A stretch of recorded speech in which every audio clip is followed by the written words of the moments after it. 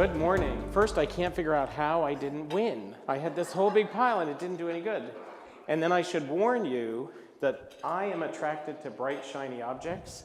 I distract easily. If a deer walks by those windows, we're taking a 10-minute break because I have to go close. And now I have to figure out which hand to do this in and which hand to do this in. It's very complicated.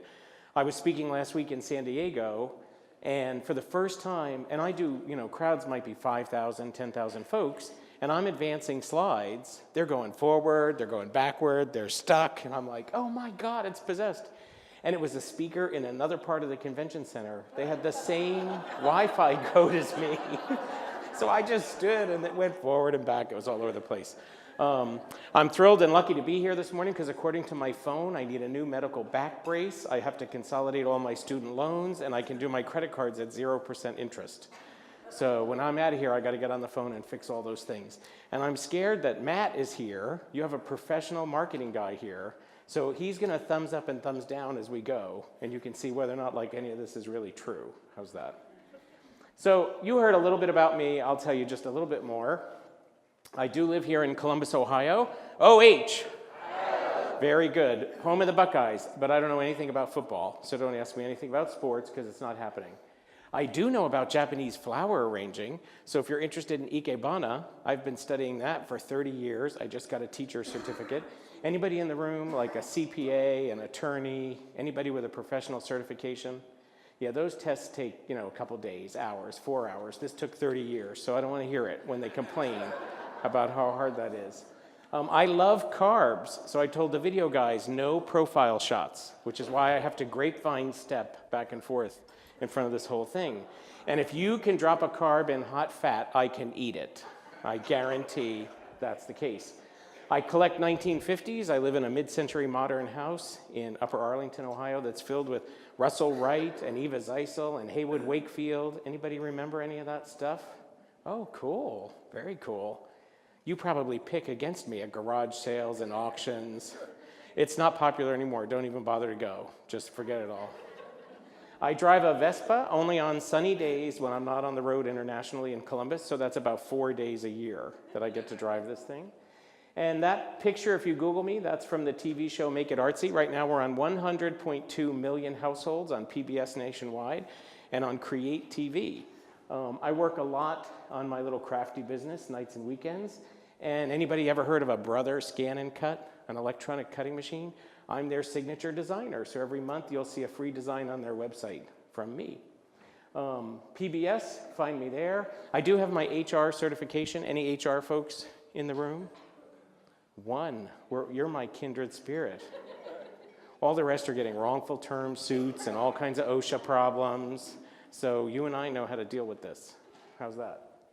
And that's my tanned Photoshop picture. In June I spoke at a 5,000 person event. Before I even started, a woman ran up to the center, where the microphones are. She stood there 45 minutes to ask a question. And meanwhile, I'm thinking, how could you get online? I haven't even started. 45 minutes in front of 5,000 people, and her question was, do you know you don't look like that picture anymore? And the little evil thing on my shoulder was like, tell her what she looks like, tell her what she looks like. I was like, no, go away. I was like, oh yeah, it's a little old. So I work at Delphia Consulting as Chief Marketing Officer. We sell human resources and payroll software all over the country. So here's our plan. They asked me to talk about marketing across the generations, specifically Gen X, Gen Y. I've never been tethered before. I really just want to see how far this goes. So before we talk about, he's gonna yank it. You're gonna watch me fly. So I think the first thing we need to do is make sure we all understand the generations and what we're talking about. So I'm going to talk a little bit about the generations. Then we're going to talk about something called the marketing hourglass, which I really, really love. And then we're going to talk about some technology I use and how you create a marketing strategy. They're recording this, so you can go watch it on YouTube. I will gladly send you the slides. They're going to have the slides. Don't freak out about writing anything down. So let's start with a big caveat. Anybody here watch The Matrix? Anybody know the movies The Matrix? A few. Do you remember the scene where they bend the spoon and they say there is no spoon? That's because all that I'm going to tell you right now is fake and made up. There are no real guidelines about who's in what generation. And if you Google it, the ages are different. I'm 54, and sometimes they say I'm a boomer, sometimes they say I'm Gen X, sometimes I act more Gen X, sometimes I act boomer. So take this kind of with a grain of salt from that respect. Nobody agrees on these dates or the different characteristics. And the other thing to keep in mind is people are unique. So we can't just stereotype everybody together, although that's what I'm going to do for the next 45 minutes. And the other thing is, what people really care about is content. Nurture marketing. Show them you're an expert. Give them something valuable. How many of you get those phone calls? You qualify for the medical brace. Did you know do not hang up. That's my favorite. Do not hang up. And I'm like, yep, where's the button? Because I know they're trying to sell me something. Teach me something, and we're in a completely different boat, right? Completely different boat. Help, don't sell. And the other thing, I didn't even put it in these slides, but this is one of my favorite books. Let's Get Real or Let's Not Play by Mahan Khalsa. I make every employee at Delphia read it. Because it says the number one job of a salesperson is not to sell something. If you go in with that attitude, you've made a mess. Because then your goal is sell, sell, sell, and you might try to sell something even if it's not a good fit. They're unhappy, you're unhappy, referrals go down the tank. Your job is to sell something that absolutely meets somebody's needs. And if not, be able to walk away. And to listen, and this book teaches you how to listen and gives you techniques for that. I bought a van. Now, I have a partner, his name is Joe as well. All our friends, to be honest, gay couple, as they're getting older, they're buying two-seater sports cars. We bought a Dodge Caravan. We could not be headed in the opposite direction because we need to haul artwork and yard sale stuff, and because I upcycle on PBS. So we went to the car automotive dealer place. First person I talked to, I said, I want a van, big, huge, biggest you have. Front seats forward, Jaguar. I want wood, leather, heated, Bluetooth, whatever gizmos you've got. Behind these two seats, metal panel, don't care. Never will have kids. If we do, they're tied up in the back, doesn't matter. Free labor, it's good, don't care. The first car we got in, as we're driving, the salesperson's like, okay, and then back here we have 7 speakers and you can play 11 DVDs at once, and then you got this, and put down the mirror, you can see the kids. And I was like, stop, turn around, pull over, done, leaving. Why? I was like, you didn't listen to one word I said. You're in sales pitch mode. The next place we went was on Hamilton Road, Chrysler Place. The guy gets us in a van, we go driving, he talked all about the front, and he's like, behind the 2 seats, I don't even know if anything's attached. I was like, sold, I'll sign the papers right now. And he was like, really? I was like, really? He's like, you don't know the price. I said, I don't care. You're a great salesperson. You can have the business. See the difference? So let's talk. I sidetracked. That was a bright, shiny thing, but it's a really good book. So we're going to talk about boomers, Gen X, Gen Y, and Gen Z. Boomers around 1945 to 1960, in this case. Gen X, 61 to 90. Gen Y, 98 or 81 to 95. And Gen Z, after 1995. So boomers, look at that picture of Elvis. I saw all the rhinestones and I vibrated a little bit. I was like, whew. And I thought, I'd wear that. I'd put that on. That would be easy. My partner was like, oh God, no. This is the me generation. Boomers don't want to admit that. But for boomers, it's all about us, especially right now as we've gotten a little bit older. I am that grumpy old man. Get off my lawn, right? It's about me. It's what I want, right? It's terrible. We were rebellious in youth, but as I've gotten a little bit older, I've gotten a little bit conservative. I've gotten a little bit fussy. I'm the one at the grocery store who, when the person ahead, we're on the 15 items or less line, and I look at their wagon, I'm thinking, did you count anything in metal as an item? You have 75 things in there. And I'm the one who wants to go up and tell them, excuse me, do you need help counting this? And my partner's like, concealed carry, get in line, go out to the car. No, because he's younger, so he's like, you're going to get killed someday. It's like, but it's my job to educate these stupid people how these things work. Do any of you boomers ever feel that way? I go to a fast food place, and the bill is, who knows what, $17.10. So I'll hand them a 20 and a quarter. And the person on the other end of the register looks at you, and they keep trying to hand you back the quarter. And I'm finally like, oh, hun, just type it in 2025. And then when it comes up that you get singles and just, they're like, oh, and I'm like, magic, look at that. And the problem is on some of those days, I actually say, magic. And my partner's like, go to the car, get the ketchup, get out of the way, right? So that's how boomers have become. We're asset rich. Boomers, we like our campers and our boats, and I bought a Vespa, and we have all kinds of stuff. Our houses are packed, right? And yet some of us are cash poor. Some boomers are having a hard time retiring. Now, this is terrible, and I don't mean this in a bad way, but you know, the whole furlough thing and everything, that was awful, and I feel terrible for the people who didn't get paid. But I watched an interview on CNN, a boomer, looked like a boomer couple, 4 little kids in the background on the floor playing.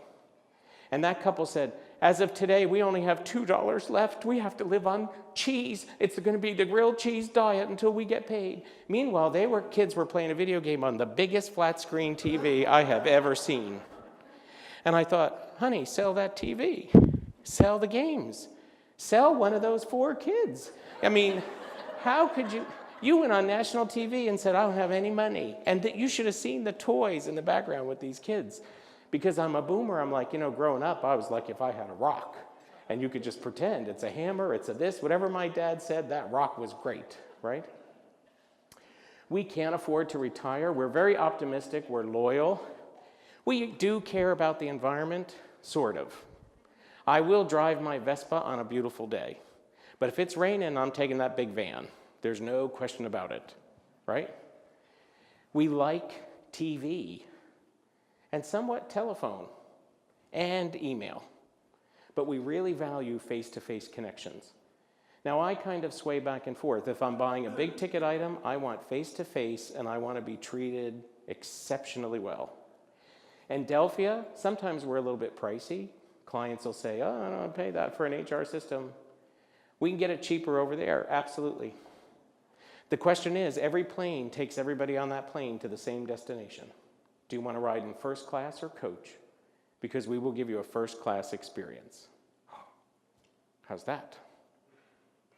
That's part of our brand. We take care of everything. A little bit different than Gen X. Gen X parents gave them confidence and independence. They don't believe in job security because they saw what happened to boomers. I worked at Bell Labs. Does anybody remember Bell Labs? More patents than anybody in the world. Bell Labs became Lucent, Lucent tanked. These folks saw their parents go through that. So they're loyal to their profession, but not their job, not their employer. These folks were raised with technology, and we use them, boomers, as digital translators. How many of you know somebody younger like we're like, here, work this. Here, put that on my phone. How does the TV work? Fix that. I have 7 remotes. I don't know how half of them work. So I have to tell my partner, put this on TV. He's like, the remotes are right by you. I was like, I will cancel cable if you don't put this on TV. Okay. Now we have Alexa, though. Alexa, play British Best Baking Show on Hulu, and magic happens. I just love it.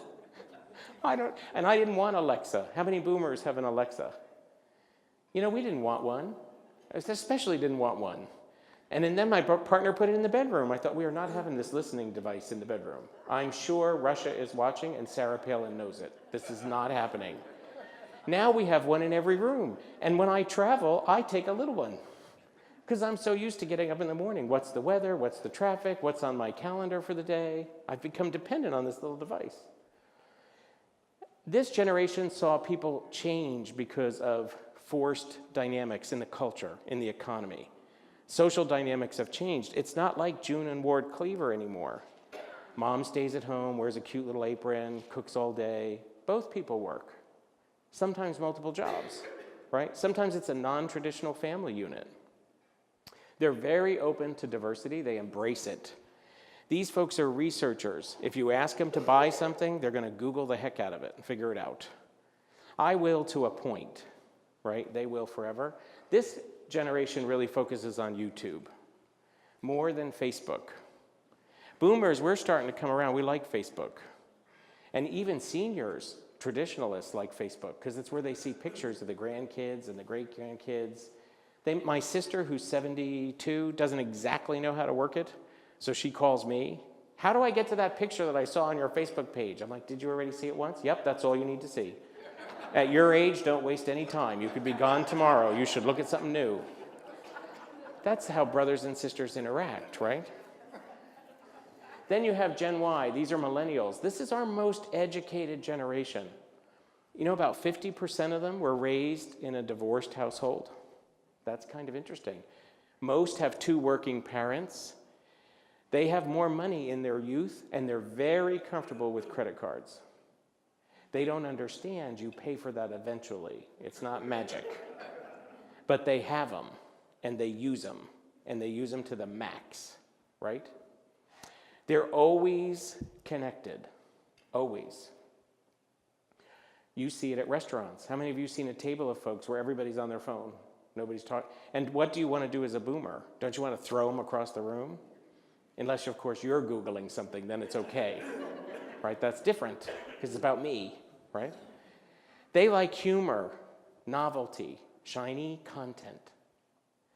And then lastly, they lead very socially conscious lives. So I hired a millennial at work, and his name is Jaden. If any of you, you should be connecting to me on LinkedIn, by the way. You should all be growing your professional network. And if you do it now, you'll probably get an accept. It is not me. I'm not magical. Jaden actually pretends to be me on social media. And so we hired Jaden, and not from an HR perspective, don't listen to this, but my nickname for him is Pumpkin, because he came to us at 20, totally lost. I don't know how he got that nickname, but the whole team calls him that now. And after a week, he came in my office, and he's like, I have a major issue at work. Okay. Should we bring in the CEO? I thought, probably not. How about I hear it first? But this generation's used to contacting anyone up and down the food chain direct. They don't like the lunch in the cafeteria, they'll email the president. So I'm like, okay, Pumpkin, what's the problem? We don't have recycle bins at our desk. No, you have a trash can. Well, we should have a recycle bin. I think this is very important. I might have to find another job. Because we don't have recycle bins?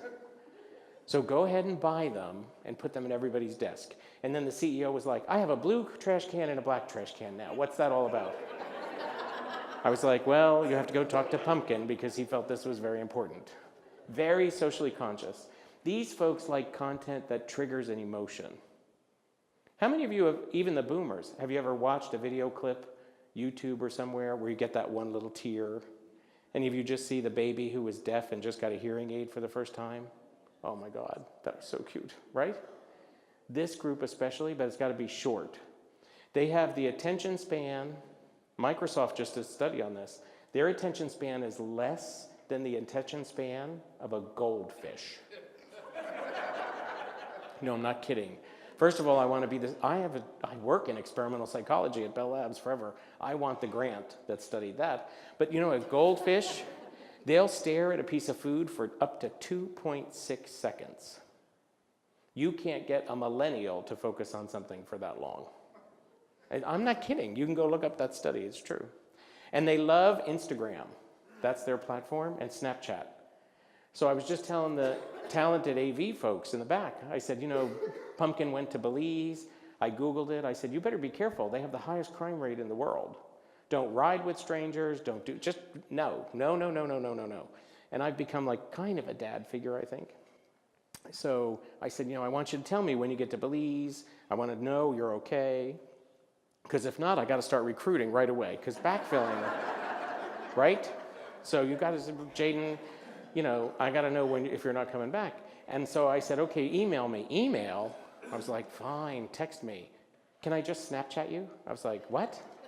And he's like, yeah, I'll just let you know on Snap. It's like, okay, go put it on my phone and figure it out. And then we have Gen Z. Gen Z is the children of Gen X and Gen Y. They're almost entirely mobile. And they consume all their content on a smartphone, right? They're tech savvy. Interestingly enough, this group prefers cool products, cool gadgets over cool experiences. So the older generations, we go for the experience. That's why a lot of you drink Starbucks. It is not worth $38 for that cup of coffee I don't know how to order one. I'll have a latte foam, 2 squirts, double pump, left, right, blah, blah, blah. I don't know how to do it. Really, honest to God, I'm not kidding you. But it's the experience that Starbucks sells. I'm like Dunkin' Donuts. Coffee, regular or decaf, that's all I want to know, right? Big or small, grande, latte, foam, pumps. I asked Jaden once, Pumpkin, what do you drink at Starbucks? He rattled off this thing where I thought, I don't even know what you ordered. And he's like, well, don't you specify how many pumps? I thought, I don't even know what they're pumping in it.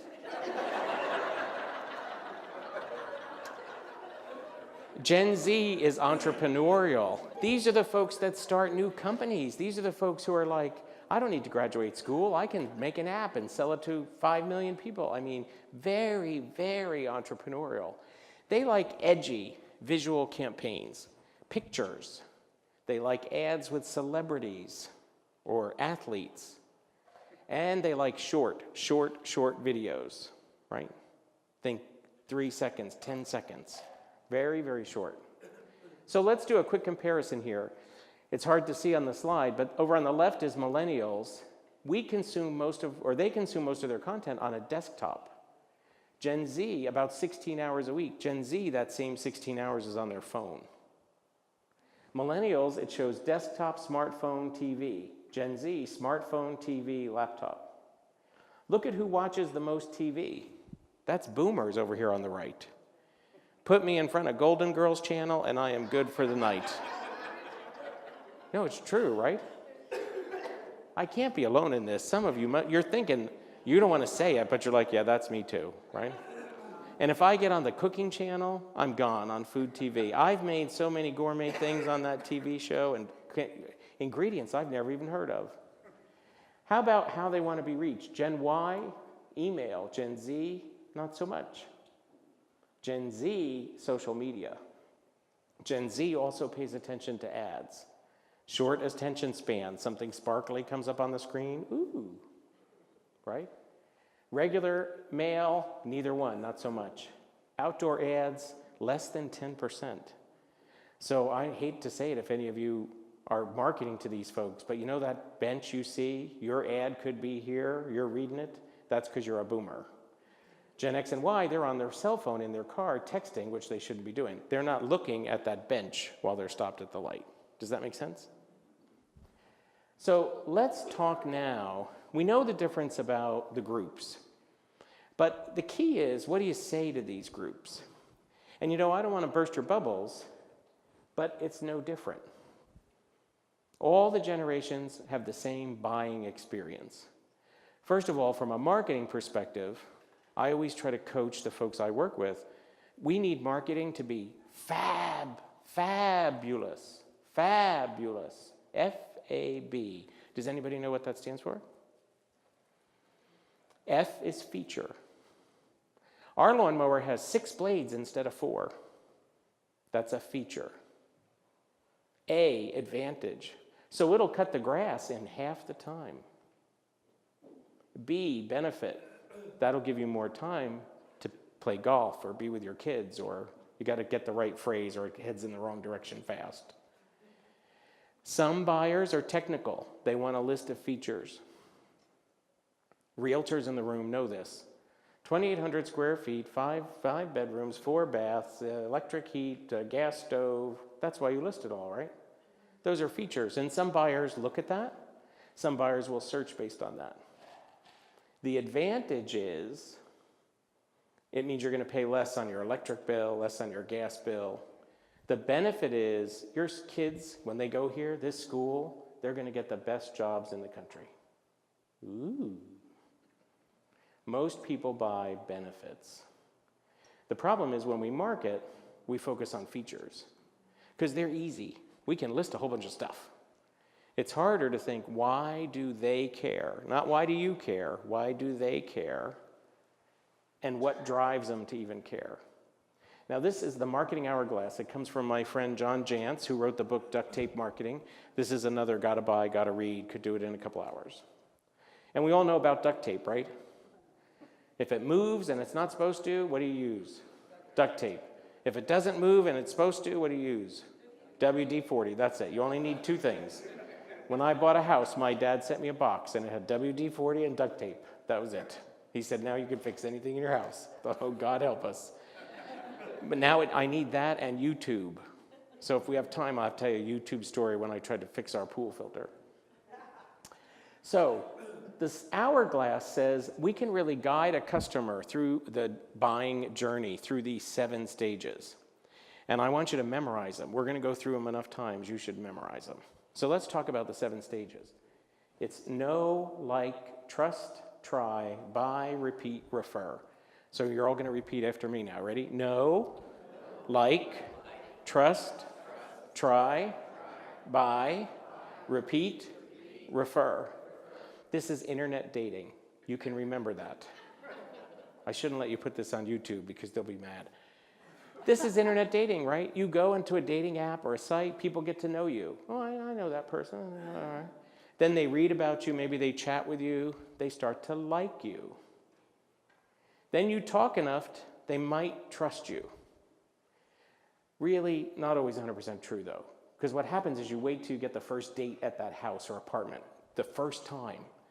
And that's when you're like, oh, excuse me, gotta go to the restroom. And when you're in the bathroom, run the tub, the shower, the toilet, open the medicine cabinet, look at all the bottles, you're taking pictures, you're texting your friends. What is this drug? I don't even know this. Oh my God.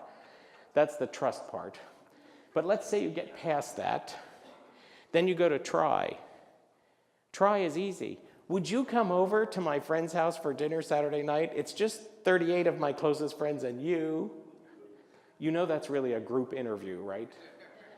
Actually, it's an inspection in most cases, right?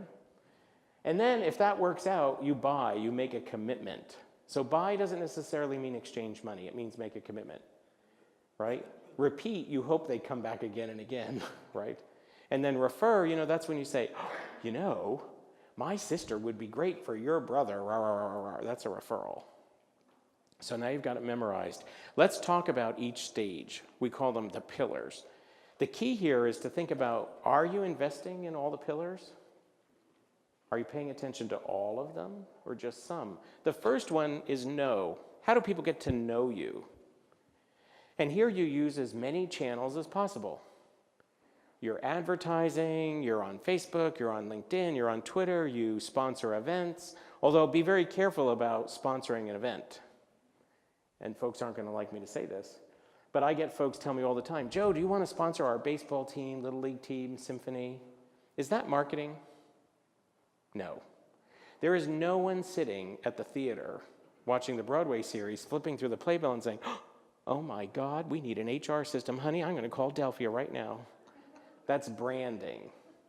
That's getting your name out in the community. That's building a reputation. It is not marketing. Marketing has one purpose, one sole purpose. What is it? To generate qualified leads. That's it. If you're doing something and you say, I'm unlikely to get any qualified leads from this activity, either you shouldn't do it, or it's not marketing dollars, it's branding dollars. There's a huge difference. So how do people get to know you? Well, I made a little list. We won't read them all, but think about ways that you get people to know you. How many of you have a website for your business? Anybody blog? Oh, a couple people blog. How cool is that? Do social media postings? A bunch of those. How about B2B? Any of you sell B2B?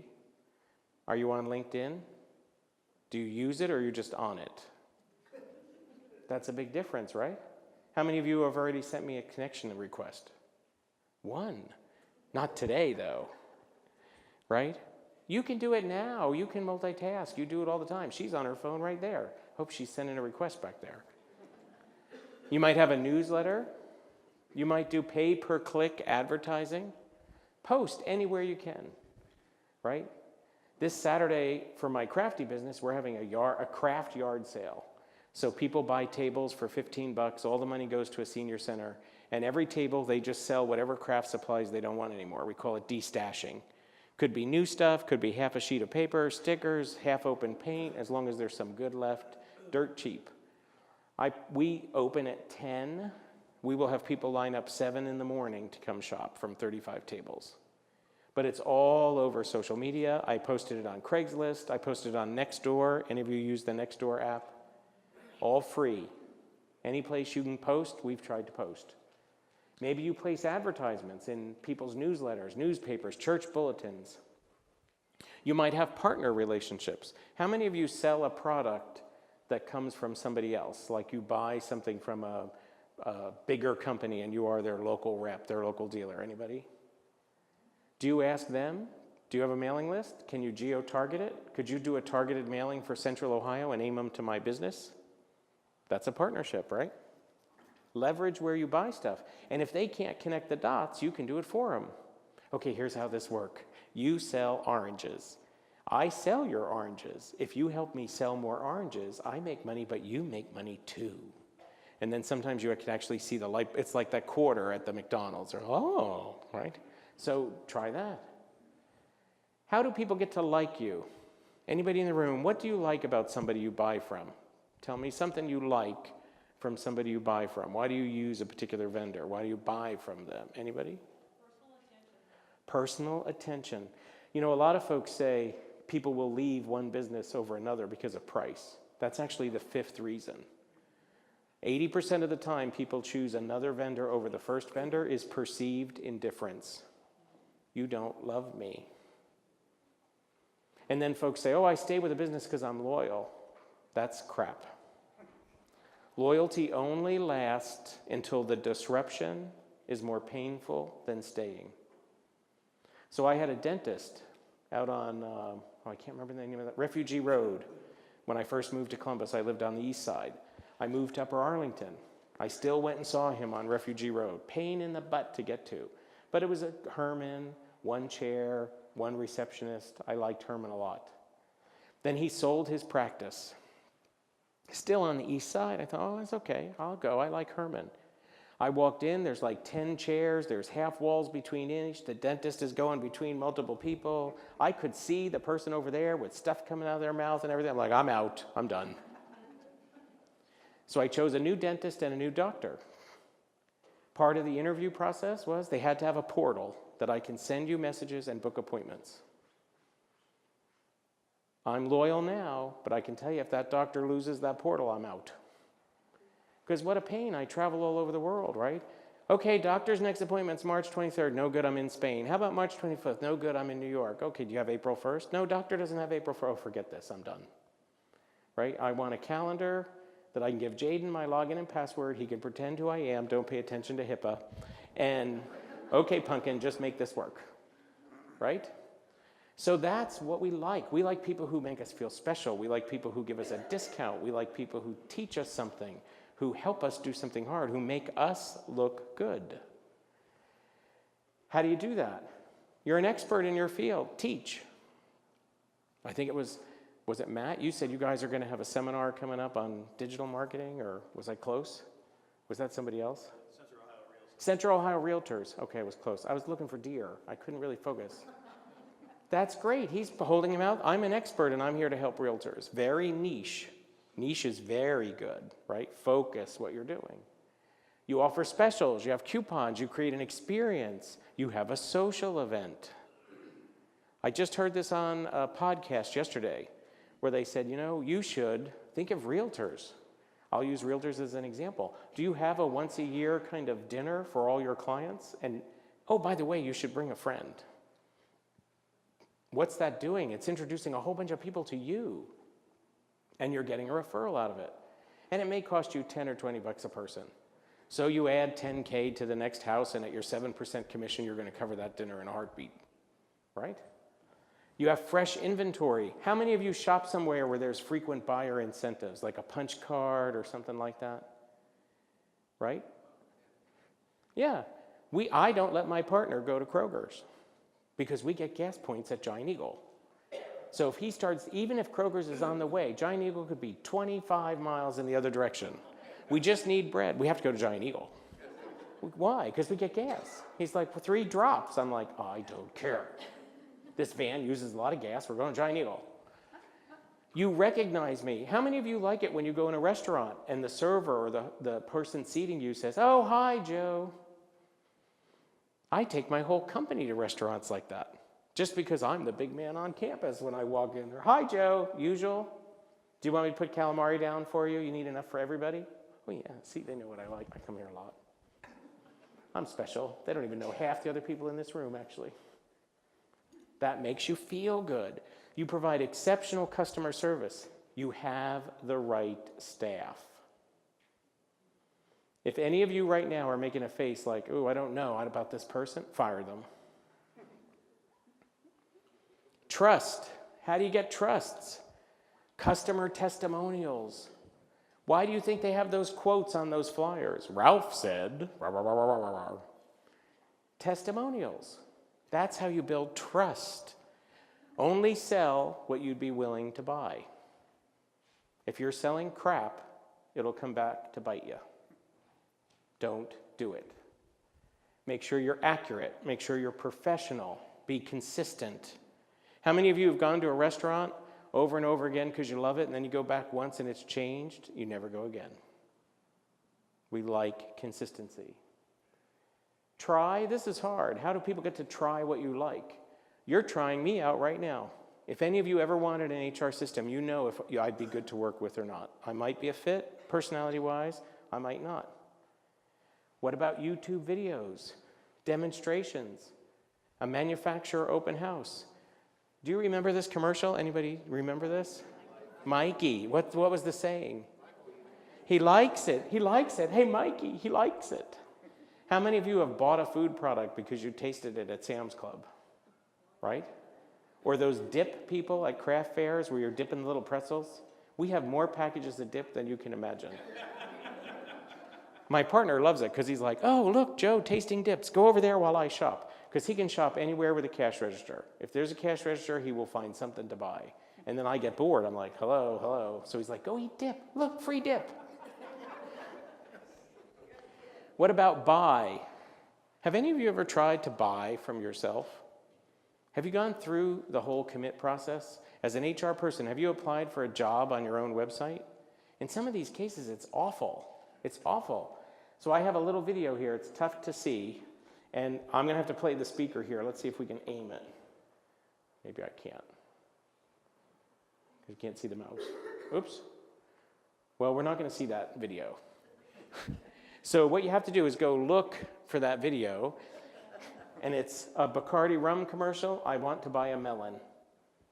And so the guy walks up to that stand. Do you see all the price signs on there? And somebody says, I want to buy a melon. Which melon would you like? We have 17 melons. What kind of melon would you like? I don't know. I'd like to buy a melon. Don't touch that melon. That's for display purposes only. How about this melon? I don't know if I like that melon. You should know before you get up to the counter. It's awful. But I've shopped at places like that, right? What's your buy experience like? So this is critical that you have the right person. Retail. I've walked into retail stores where there's a Gen Z millennial on a phone. Hi. Hi. Could you tell me where's such a back window? I'm out. I'm out. If you have anybody like that, fire them. This is your business. They're the face of your business. And then you're going to say, oh, well, that's my sister-in-law, it's my nephew, it's my... Don't care. They're much better somewhere else. Help. I'm serious. Because then one person like me, how many of you, when you have a good experience, post it on Facebook? How many of you, when you have a bad experience, you post it on Facebook? Yeah, you don't want to piss me off.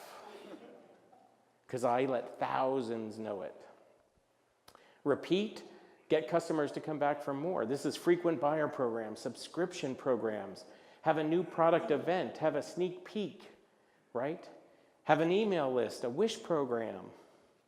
Something to get somebody to come back for more. And then the last one is refer. This is the holy grail of marketing. Because if I refer someone to a business, they come in already at the trust stage.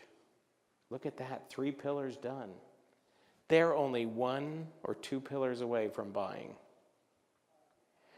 I would challenge you to go take all your marketing events. How many of you like Excel? A few. If not, graph paper for older boomers, graph paper. I want you to put know, like, trust, try, buy, repeat, refer across the top. And down the left-hand side, I want you to list every little individual marketing thing you do. and then check boxes. Oh, I get this, people gets to know us. This is for referrals. I bet if you counted the columns, you do a ton for no. Maybe a little for like, and then it peters right out. The only ones who I think are good at referral typically is realtors, because they ask, they send letters. I helped you buy a house. Do you know anybody else who wants a house? Rah, rah, rah, right? But be careful, because I've gotten letters from realtors I don't know. If I'm willing to read it, my favorite is, we just sold a house across the street from you with 17 kids. The odds are your kids will play with their kids. And I'm like, you didn't do any research at all, honey, right? You should know we eat kids. And I want to write back. We eat them, we capture and release, we sell, right? So be very careful that you're sending data to the right folks. So I want to give you some ideas for marketing technology, and Matt probably has a ton. Your website is the foundation. All of your marketing efforts have a call to action and probably drive people to your website at least. Make sure when they get there, it's good, it's accurate, the links work. Use email to push out content. Use social media to engage. Facebook is for everyone, although not so much Gen Z, Gen Y. Facebook is for old people like me, right? I've asked Jaden, are you on Facebook? Huh? No, that's not going to happen. Blog about your story and your culture. Put engaging videos on YouTube. Here's a great resource. These guys know what they're doing. They can help with video. LinkedIn, don't just be on it. You have to use it. Snapchat for millennials and younger. Twitter, small little bits of news, but not very many folks are really using Twitter in a buying experience. But it's all about the mix. Now, I wanted you to leave with some of my favorite tools. This is just my personal favorite. There's tons out there. I love MailChimp for mail. Does anybody use MailChimp? Any of you use Constant Contact? They're kind of the same. What I like about MailChimp is it's got a different personality, it's very fun, and it's got a whole platform for social media. So it knows once you click on a link on email, it'll find you on Facebook. I can know if you looked at me on Facebook, read my email, I can tie all that together. Big hint for mail, you send a mail, how many of you send out a big mailing, like a newsletter or an announcement kind of thing, anybody? Within 24 hours, send it again to the people who didn't open it the first time. And MailChimp has that capability. Don't do it 2 or 3 days later. You'll get a big unsubscribe rate. But if it's within the first 24 hours, your open rate will go way up. And MailChimp has that feature built in. For social media, I like Hootsuite. It's very good to say, post this content Friday at 1 o'clock on LinkedIn. But that's what it's just one time. This thing, this date, this time. Well, if I speak somewhere, I want to post it for 3 weeks. So for that, I like Meet Edgar. It's the only tool I've seen that has buckets. So I have a bucket for a speaking gig. I have a bucket for all these different buckets. You put your post in, and you say it starts this date, ends this date, it goes in this bucket. You tell Meet Edgar, every Wednesday at 1 o'clock, use this bucket. It takes some content out of the bucket, posts it, puts it back in the bottom of the bucket. Ooh, see, that was worth the whole thing coming, and you got a great lunch. And it's cheap, 20, 30 bucks. So I love Meet Edgar for evergreen content. TweetDeck for Twitter, Grammarly for every human in the room. If I get a spelling mistake or a grammar mistake in your email, I'm out. In your letter, I'm out. Right? Pay attention to the details. For media, I love Canva. Anybody use Canva? Free. Right? And it knows the size of graphics for all your social media platforms. So I like Canva. For making movies, DaVinci Resolve. It's free. It's a great movie editor. You can pay for the higher up version. According to the TV show producer for Make It Artsy that I'm on, the only difference is that DaVinci Resolve, the paid version, does like IMAX theater resolution, which we don't need for YouTube. But all the other features are identical, and it's free. Audacity to edit sound. What I like about Audacity is you can take a soundtrack, snip out the piece that's no voice, just the air conditioning, and say, take the air conditioning out all the way across. So it eliminates background noise. And then I lay it on top of a video. Shutterstock for stock photos. Don't go steal photos off of Google. Because of copyright, you can get in big trouble. You could get sued. Google Analytics, build links. All this marketing you may be doing, you put a link to your website, right? That's great, but how do you know which ad generated which traffic, which effort generated which traffic? So in Link Builder, you can say, make a link for my website, make another link for my website. Each one's different. You'll get analytics on each one, because then you can learn, oh, my crowd doesn't pay attention to Facebook, it's a waste of my time. But they really like my links in YouTube or Pinterest or Instagram. See the difference? You have to know where your links are coming from. For metrics, Facebook Insights, Facebook Audience Insights, Google Analytics. For brand management, Google Alerts, it's free. So up here on the list, MailChimp costs money, Hootsuite, I think it's free up to a point, I'm not sure, but Hootsuite, Meet Get Edgar costs money, Shutterstock costs money, all the rest were free. Anybody use Google Alerts? A couple? How many of you have kids? Raise your hand. Go home now and put a Google alert in for every one of your kids' names. Joe or Joseph, Rotella, Columbus, Ohio. I have them in for all my nieces and nephews. Because when they were younger, I could call my sister and say, did you know that Dawn Marie just posted blah, blah, blah on the web? She's like, oh, I'm going to beat her till she dies. I'm like, you should. And then Dawn Marie, when she got older, she's like, how did you always know what I was doing on the web? It's like, because God talks to me. And that's really what Google stands for, is God talks to me. So it'll find any of this content any on the web. I have hundreds of alerts for my competitors, for my best customers, so that I can congratulate them when they say something, right? So use Google, and for all my nieces and nephews, because I stalk them. So just like she said in the movie, these are a few of my favorite things. Lastly, I want to leave you with this. This comes from Beth Cantor. What is your marketing strategy? And the sad thing is, when I talk to businesses, I'll say, what's your marketing strategy for this event? Oh, we're going to post on Facebook, and we're going to put out a flyer, we're going to blah, blah, blah, blah, blah, blah. That's not a strategy. Wrong. What's the goal? This is a strategy document. What's the goal? To sell more tickets to the Godfather event. I'll pick on the Godfather event. That's the goal. What's the benefit?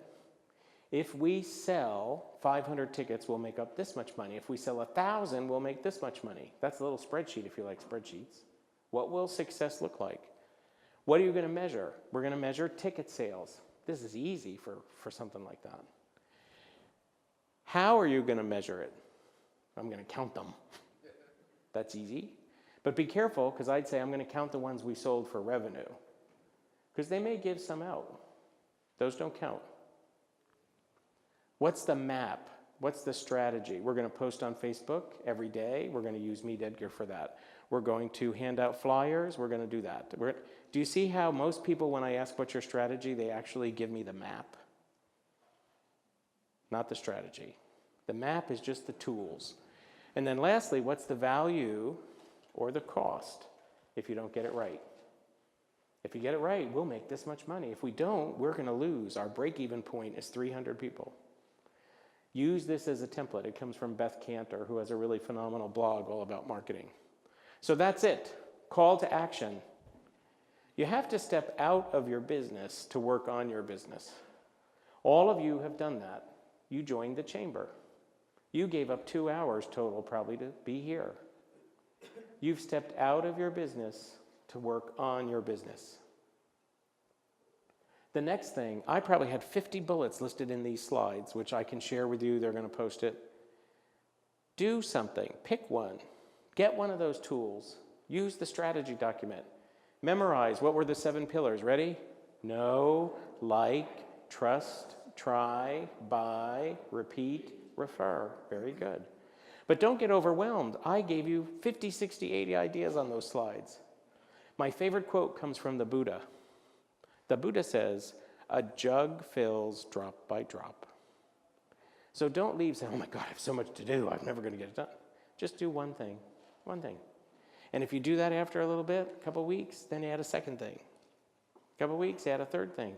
A jug fills drop by drop. Do you get it? Commit to a small number of items. Write them down.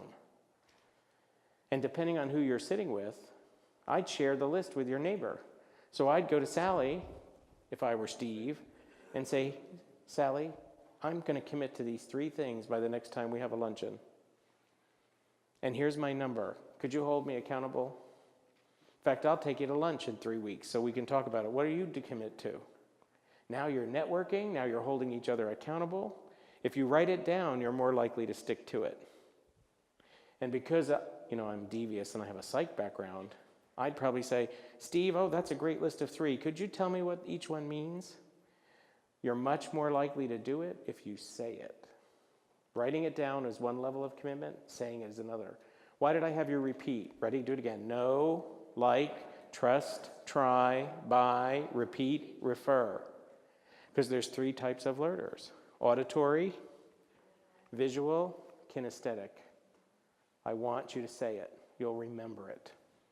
And then lastly, make it happen. And you're not going to do this. One thing, Matt will tell you, you're not going to post a YouTube video and then in 3 days say, I didn't get any sales from that. I'm not doing it ever again. Some of these things take 6 months, 9 months, a year, right? Takes a presence. So there you have it. That's my tanned Photoshop picture. You can find me all over the place. If you Google me, you'll find my crafty stuff, my real paying job stuff, as opposed to the crafty stuff. Any questions? Do you feel you learned something? Can everybody say you learned one thing?